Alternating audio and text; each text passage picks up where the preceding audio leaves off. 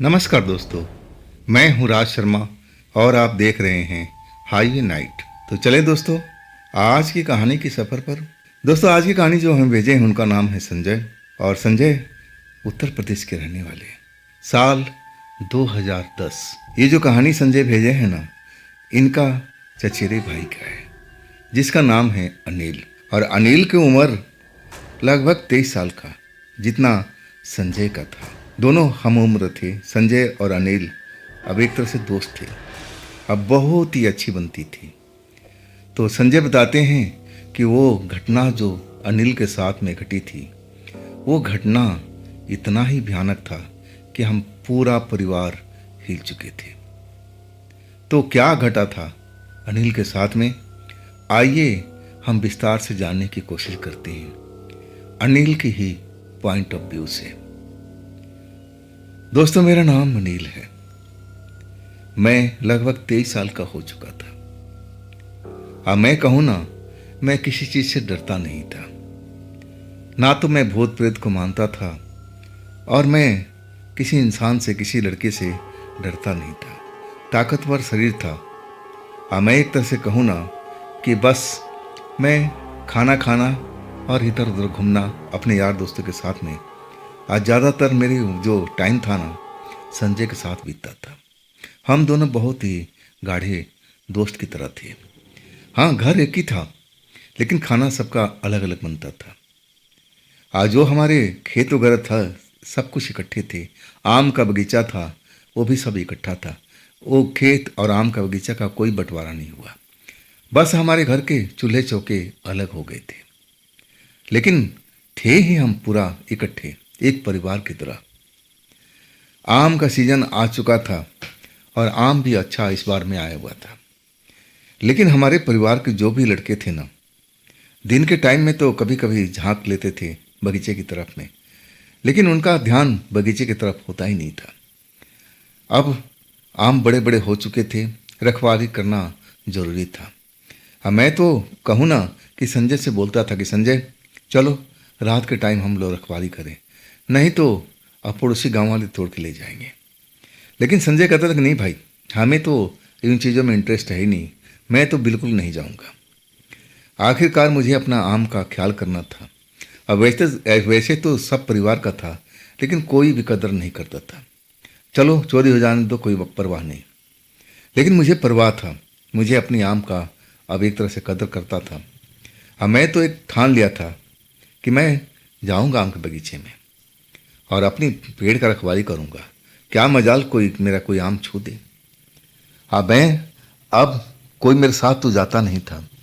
खाना खाने के बाद 9 बजे के आसपास मैं अपने घर से लठ और टॉर्च लेकर के निकल जाता था और अपने आम के बगीचे में अब बिस्तर लगा करके आराम से पसर जाता था। चांदनी रात थी, आसमान बिल्कुल साफ था, चांद चमकता था। अब मुझे तो अब आम के बगीचे में बड़ा ही आनंद आता था। ठंडी ठंडी हवा गर्मी के टाइम में महसूस होती थी। और कभी कभी बहुत तेज नींद लगता था।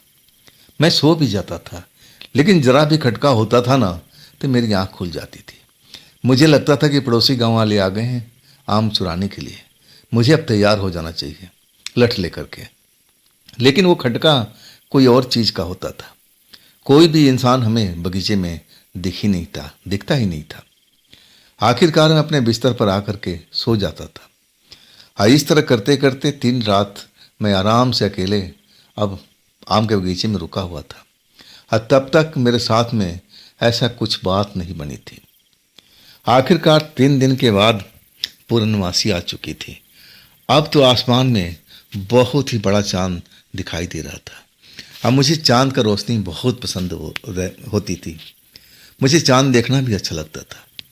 अब मैं कहूँ ना कि मैं अपने बगीचे में आकर के और अपने स्थान पर बैठ कर के घंटों में चांद को निहारता रहता था। तभी एक आवाज़ ने मेरे अब एक तरह से रोमांच भर दिया था। वो आवाज़ थी जैसे कोई पाजेब की, जो कोई लड़की पाजेब घुंघरू पहने हुए और इधर से उधर गुजर रही है। जब आवाज़ मेरे कानों में आई ना, मैं उठ चुका था कि मेरे बगीचे में चोरी करने वाले बच्चे आ गए। जरूर ये बच्चों की आवाज़ होगी जो पाजी पहन रखे होंगे। हाँ, एक तरह से कहूँ ना कि मैं अब अंधेरे के में साइड में बगीचे में जहाँ पर चांद की रोशनी नहीं पहुँचती थी, आज जा करके छिप गया था ताकि वो देख सकूं कि मेरे बगीचे में कहाँ से कौन आ रहा है। लेकिन 10 मिनट में खड़ा रह गया। आवाज़ तो सुनाई पड़ रही थी, लेकिन कोई इंसान, कोई लड़की, कोई औरत ऐसा कुछ दिखाई नहीं दे रहा था। मुझे लगा कि नहीं, आसपास में होगी। अब आम के बगीचे में अब चांद की रोशनी तो अंदर पहुंचती नहीं थी। अब अंधेरे में कहीं वो है, अंदर ही है। शायद वो पेड़ में शायद चढ़ी हुई है, आम तोड़ रही है कोई लड़की ही। तभी तो बाजी पहन रखी है। आखिरकार मैं धीरे धीरे जिधर आवाज आ रहा था पेड़ों की साइड में, मैं चल पड़ा था। मेरा अब आवाज सुनने का जो ताकत थी वहां तक खींच के ले आई थी जहां तक मुझे आवाज सुनाई पड़ रहा था। वाकई में एक लड़की की चलने की आवाज थी जो पाजेब पहनी हुई थी। मुझे वो दिखाई दी उसी पेड़ के पीछे में, जो इधर से उधर अब दौड़ रही थी, आ रही थी। लेकिन छोटी सी लड़की नहीं, एकदम जवान लड़की, देखने में 23, 24, 25 साल का उम्र होगा। जैसे बच्चों की तरह दौड़ रही थी, पाजेब पहने हुई थी, सफ़ेद कपड़ा था और वो इधर से उधर मस्ती कर रही थी, जैसे रात ना होकर के दिन हो और वो बगीचे में खेल रही हो। मैं कुछ देर तक उसको देखता रहा।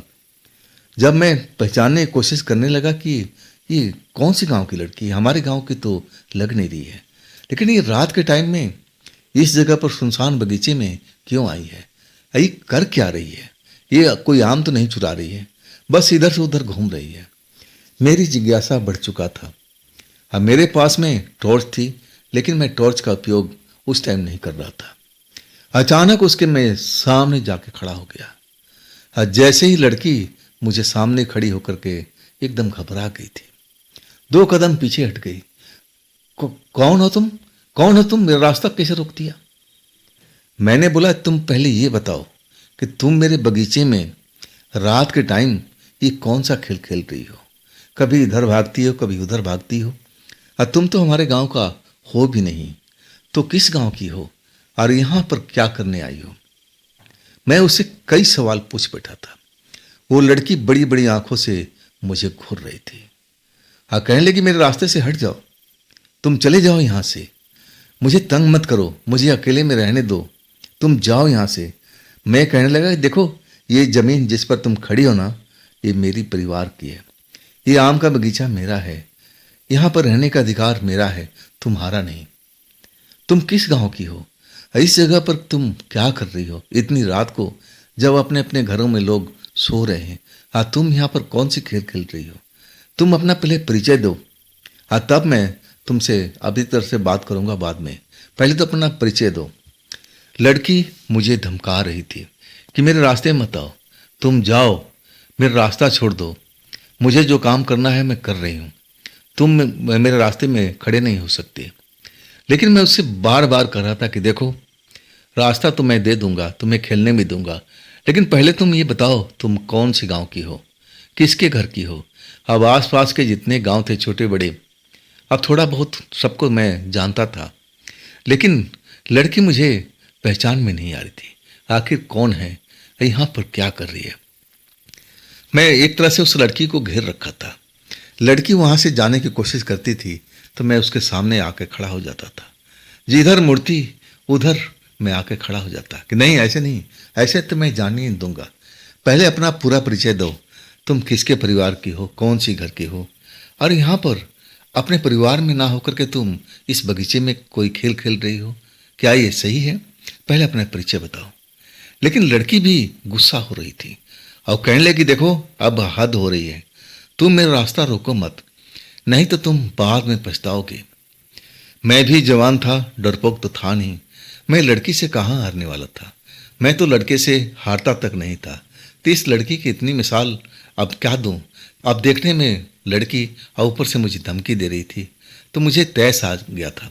अब मैं कहने लगा कि मैं आपसे थोड़ी डरता हूँ, मैं जब तक नहीं जाने दूंगा तब तक अपना परिचय नहीं दोगे। लड़की अचानक अब इधर उधर जो घूम रही थी, अब एक तरह से भागने का फिराक में थी। अब मैं उसका रास्ता रोक देता था। अचानक एक जगह पर खड़ी हो गई और कहने लगी कि तुम परिचय चाहते हो ना, आओ मेरे नज़दीक आओ। मैं अब एक तरह से बिना डरे हुए उसके पास चला गया और वो 2 कदम जो लड़की खड़ी थी उसके 2 कदम पीछे में रुक गया था। मैं बोलने लगा कि हाँ, अब तुम बताओ, मुझे अच्छी तरह से आवाज़ आ रही है। और तब वो कहने लगी और थोड़ा नज़दीक आओ, मैं बिल्कुल तुम्हारे कान पर बताना चाहती हूँ, तुम सुनो, और नज़दीक आओ। अचानक मैं उसकी बात पर ध्यान दिया कि इतना नज़दीक क्यों बुला रही है। अरे मैं बहरा नहीं हूँ, तुम बोल सकती हो, मैं तुम्हारी आवाज़ सुन रहा हूँ। लेकिन वो कहने लगी जिद पर जिद कि नहीं, नज़दीक आओ, मैं तुम्हारे कान में बताऊंगी। अब मुझसे रहा नहीं गया कि आखिर ये कहना क्या चाहती है। यहाँ तो कोई सुनने वाला है नहीं, लेकिन चलो, जब इतना बोल रही तो शायद कान में बताएगी। अब मैं नज़दीक चला गया। जैसे ही क्या ना, उस लड़की ने मुझे झपट्टा मार दिया था। उसने तो मुझे हवा में उठा दिया था, जैसे मैं कोई इंसान ना होकर के कोई खिलौना हूँ, जैसे बच्चों के हाथ में खेल रहा हूँ। वो मुझे उछाल रही थी, गुर्रा रही थी। तब से कह रही हूँ कि मेरे रास्ते मत आओ, लेकिन तुम तो एकदम मानते ही नहीं हो। अब तुम्हें समझ में आ गया कि मैं कौन हूँ, यहाँ क्या कर रही हूँ। यहाँ तुम्हें नहीं होना चाहिए। ये मेरा घर है, मेरा इलाका है, मैं यहाँ पर रहती हूँ, मैं जो चाहे यहाँ कर सकती हूँ, लेकिन तुम यहाँ पर नहीं रह सकते। अभी भी तुम्हारे पास वक्त है, तुम यहाँ से भागो और दोबारा कभी लौट के मत आना। ये जगह मेरी है, मैं यहाँ पर रहती हूँ। लड़की गुस्से में बोली जा रही थी, अब मुझे तो हवा में उछाल रही थी। अब मैं वाकई महसूस कर रहा था कि मैं किसी इंसानी हाथों में तो हो ही नहीं सकता। इंसानों के हाथों में, और भी खास करके लड़की के हाथों में, इतनी ताकत नहीं जो मुझे हवा में उछाल सके। अच्छा खासा मेरा शरीर था, पहलवान शरीर का, और इस लड़की के बुते की बात नहीं थी। लेकिन अभी भी मैं अब समझ नहीं पा रहा था कि ये हो क्या रहा है मेरे साथ में। इस लड़की के अंदर इतनी पावर कैसे है, शक्ति कैसे है, इसका रहस्य क्या है। मैं उससे कहने लगा, अरे तुम रुको तो सही, मुझे हवा में क्यों उछाल रही हो, मैं गिर जाऊंगा, फिर तुम संभाल नहीं पाओगी, मुझे उतारो, मुझे उतारो। लड़की गुस्से में थी कि तुम पागल इंसान हो, जब मैं तुम्हें समझा रही हूँ, अपनी ताकत दिखा रही हूँ कि मैं ये हूँ, लेकिन तुम समझ नहीं पा रहे हो। कैसे इंसान हो तुम, क्या तुम्हें डर नहीं लगता है। वाकई में उस लड़की को मैं कहने लगा, अरे मुझे नीचे उतारो, मुझे तुमसे बात करनी है। और तुम तो अपनी ताकत दिखा रही हो। हाँ, मैं तुम्हारी ताकत देख चुका हूँ, तुम्हारे में वो शक्ति है, मैं मान चुका हूँ। अब वो लड़की एक तरह से मुझे जमीन पर उतारी। अब फिर कहने लगी, क्या बात करना है, अब तुम समझ नहीं पाए कि मैं कौन हूँ। मैं कहने लगा, तुम लड़की हो, अभी तक मैं समझ नहीं पाया था कि वो कोई भूत प्रेत, कोई अब दूसरी शक्ति है, मैं समझ नहीं पाया था। अब मैं भूत प्रेत को विश्वास भी नहीं करता था। मैं ताकत में, घमंड में अपना चूर रहता था कि जो होगा, जिससे टकराना होगा, मैं टकरा जाऊंगा। डरता तो पीछे बिल्कुल हटता ही नहीं था मैं। तब वो लड़की मुझे समझाने लगी कि मैं अब जो हूं तुम्हें दिखा चुकी है, और क्या बताऊं, और तुम क्या पूछना चाहते हो। मैं कहने लगा कि इतनी ताकत तुम्हारे अंदर में कैसी है। अब मुझ जैसा पहलवान लड़के को तुम हवा में उठा रही हो, इसके पीछे का रहस्य क्या है, क्या खाती हो, तुम्हारे परिवार वाले क्या खिलाते हैं तुम्हें, जो तुम्हारे शरीर में इतनी ताकत है, क्या ये ताकत मुझे तुम दे सकती हो। अब एक तरह से मैं अब मजाक में मूड में नहीं था, उससे मैं सीरियस बात कर रहा था। लड़की अब एक तरह से मुझ पर और गुर्राने लगी, अरे तू पागल इंसान है, मैं तुम्हें अपने अब एक ताकत दिखा रही हूँ कि तुम मुझसे डरो, तुम भाग जाओ, लेकिन तुम तो एकदम भागने का नाम ही नहीं ले रहे हो, तुम कैसे इंसान हो। और तब मैं कहने लगा, मैं ऐसे ही हूँ, मैं किसी चीज़ से डरता नहीं हूँ। तुम हो क्या, किसके घर के हो, तुम तक जब तक ना बताओगी, मैं इस जगह पे अब रहूँगा, जाऊँगा नहीं। ये मेरी ज़मीन है, मेरा बगीचा है, यहाँ रहने का अधिकार मेरा है, तुम्हारा नहीं। लड़की समझ गई थी कि आज अजीबो गरीब इंसान से पाला पड़ा है, और वो आखिरकार मेरा हाथ पकड़ करके एक पेड़ के पास ले आई और कहने लगी कि देखो लड़के, ये जो पेड़ है ना, इसी पेड़ के ऊपर मैं रहती हूँ, ये मेरा घर है, मेरा परिवार, सब कुछ यही पेड़ है, यही मैं रात दिन रहती हूँ। तब मुझे कुछ अजीब सा महसूस होने लगा था कि एक लड़की जात होकर के पेड़ के ऊपर रहना ये कोई मामूली बात नहीं है।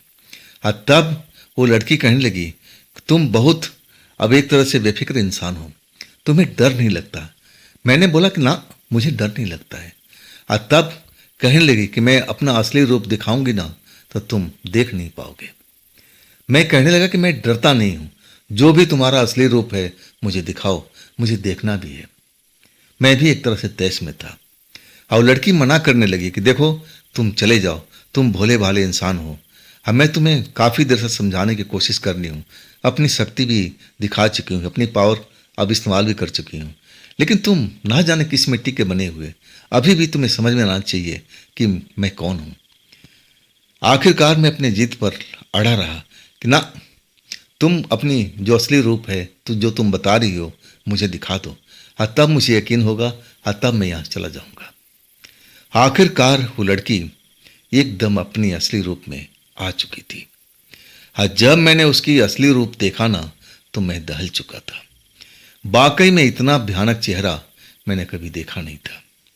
हाथ पैर सब कुछ वही थे, बस उसकी शक्ल बिगड़ गई थी। शक्ल पर अजीब वो गरीब कट लगे घाव जैसे मवाद सा बह रहा है, ऐसा ही बदबू आ रहा था उसके अब जो शरीर था उससे। मैं तो देख करके जैसे उल्टी का मन हुआ। मैं तब तक थोड़ा बहुत समझ गया कि नहीं, ये इंसान नहीं हो सकती, इंसान ऐसा हो ही नहीं सकता है। जरूर जैसे हमारे घर के लोग बताया करते हैं कि रात बिरात आप ज़्यादा मत घुमा करो, भूत प्रेत बाहर में होते हैं, वो तुझे नुकसान दे देंगे। आज वो ही मैं भूत प्रेत को देख रहा था। एक लड़की जो देखने में इंसान की तरह लग रही थी, और कुछ ही देर के बाद में वो अपना रूप बदल लिया था। बिल्कुल उसका चेहरा अजीब सा हो चुका था, इतना भयानक कि मैं देख नहीं पा रहा था। तो ये सब क्या था? तभी वो लड़की गुर्राई, अब देख लिया ना, भारी आवाज। अब वो लड़की वाला टोन बदल गया था, एकदम भारी आवाज आ गया था। और मुझे डांटते हुए गुर्राते हुए कहने लगी कि अभी भी तेरे पास में मौका है, तो इस जगह से भाग जा, और दोबारा रात में आने की कोशिश मत करना। इस बार तो मैं तुम्हें छोड़ रही हूँ, लेकिन अगली बार अगर तुम मुझसे टकराएगा तो मैं तुम्हें छोड़ूंगी नहीं। भाग जा, दोबारा इस जगह पर दिखाई मत देना। वाकई में वो पल मेरे लिए डरावना था। वो लड़की की गुर्राहट मुझे साफ सुनाई दे रही थी। मैं तो भागते जा रहा था, भागते जा रहा था। मैं कब अपने घर पहुंचा, कब मेरे साथ में क्या हुआ, कुछ पता ही नहीं चला। जब मुझे होश आया ना, तो मेरे घर में भीड़ लगी हुई थी। अब लोग वाग घर के अंदर अब भरे हुए थे। अड़ोसी पड़ोसी, चाचा ताऊ, सब कोई मुझे घेर के खड़े थे। मैं चारपाई पर लेटा हुआ था। मेरे साथ में एक पंडित जी थे जो मंत्र का उच्चारण कर रहे थे, हम मुझ पर झाड़ा लगा रहे थे। जब मैं होश में आ गया ना, तब पंडित जी कहने लगे, अरे देखो, अब होश में आ गया, अब सब कुछ सही हो गया। परिवार वाले मेरा खुश हो गए थे कि चलो अब बच्चा मेरा होश में आ गया। तब मैं एक तरह से आश्चर्य में था कि मैं तो उस लड़की के डर से भागता हुआ अपने घर पहुंच रहा था। कब मेरे साथ में क्या हुआ, मैं कैसे बेहोश हुआ, अब फिर ये भीड़ कैसे इकट्ठा हो गई। वो तो रात का वक्त था, अब तो ये दिन निकला हुआ है। क्या हुआ था मेरे साथ में? धीरे धीरे सब घटना मुझे याद आ चुका था, लेकिन वो घटना मुझे याद नहीं आ रहा था जब मैं अपने दरवाजे के पास पहुंचा। इसके बाद मुझे कुछ पता ही नहीं चला। तब वो घटना मेरी माँ ने बताया कि देख बेटा, तू दरवाजे पर आकर के बस दरवाजे को दस्तक दिया था। जैसे मैं दरवाज़ा खोली ना, तो तू बेहोश पड़ा हुआ था। तब से परिवार के सारे लोग जाग चुके थे, सब तुझे होश में लाने की कोशिश कर रहे थे, लेकिन रात का टाइम था। लेकिन हम पूरा परिवार जान चुके थे कि तेरे ऊपर में कोई साया आ चुका है। आखिरकार सुबह में हम पंडित जी को मंदिर से बुला के लाए। देखो, झाड़ फूक होने के बाद बहुत वक्त लगा, तब जाके तू होश में आया। तेरे साथ में क्या हुआ था, कुछ बताएगा? तब मैं बहुत डर चुका था। तब अपनी माँ से कहने लगा कि माँ, ऐसी ऐसी बात थी, मैं तो उस लड़की को मजाक में ले रहा था, मैं तो समझा था कि वो आम तोड़ने के लिए आई है। और जब मैं उसकी शक्ति का एहसास किया ना, तभी मुझे यकीन नहीं हुआ कि शायद ये पहलवान के घर की है। अब मैं एक तरह से उससे उलझा रहा, नासमझी में। मुझे भूत प्रेत पर यकीन नहीं था ना माँ। तभी मैं उस लड़की से उलझा रहा। आखिरकार उसका असली रूप देखा ना, तब मुझे समझ में आया कि हाँ, वो सही कह रही थी कि मैं इंसान नहीं हूँ। वो एक चुड़ैल थी, एक आत्मा थी। अब मैं सब माँ को बता करके रो रहा था। अब माँ मुझे अब एक तरह से मेरी पीठ थपथपा रही थी कि बेटा शांत हो जा, अब सब कुछ हो चुका है। देख लिया ना, मैं तुम्हें मना करती थी ना कि बेटा रात के टाइम इधर उधर ज़्यादा मत घुमा कर। तुझे क्या जरूरत थी आम के बगीचे में? जब पूरा परिवार कोई नहीं जाता है तो तुझे जाने की क्या जरूरत थी? अपना जीवन तू खुद खराब कर रहा है बेटा। अभी भी तेरे पास मौका है, तू समझ जा। इधर उधर आवारागर्दी मत कर। अपने घर में जैसे सारे बच्चे रहते हैं और वैसे तू भी रह। पढ़ाई में ध्यान दे। ऐसी सब आवारागर्दी छोड़ दे। आखिरकार मुझे अब पूरा यकीन हो चुका था कि आत्माएं होती हैं। और वो आत्मा तो मेरे पेड़ को अपना घर बना रखी थी। जैसा वो बता रही थी कि हम यहीं पर रहते हैं, यही हमारा परिवार है, यही मेरा घर है, यही मेरा सब कुछ है, मेरा आम का पेड़। तो दोस्तों, ये थी आज की कहानी, संजय जी की भेजी हुई। ये कहानी आपको कैसी लगी ज़रूर कमेंट में बताइएगा। और दोस्तों, अगर आपके पास भी ऐसी कोई घटना है जो आप मुझे बताना चाहते हो तो आप मुझे इंस्टाग्राम पर या मेरे व्हाट्सएप नंबर पर अपनी घटना को, अपनी कहानी को आप शेयर कर सकते हो। और दोस्तों, अगर आपने अभी तक इस चैनल को सब्सक्राइब नहीं किया है तो जल्दी से कर लीजिए। लाइक तो कर ही देना, और हाँ, अपने दोस्तों को शेयर जरूर कीजिएगा। अब फिर हम मिलते हैं कल की रात इसी चैनल पर एक नई कहानी के साथ में। आप लोग अपना ख्याल रखिएगा। नमस्कार।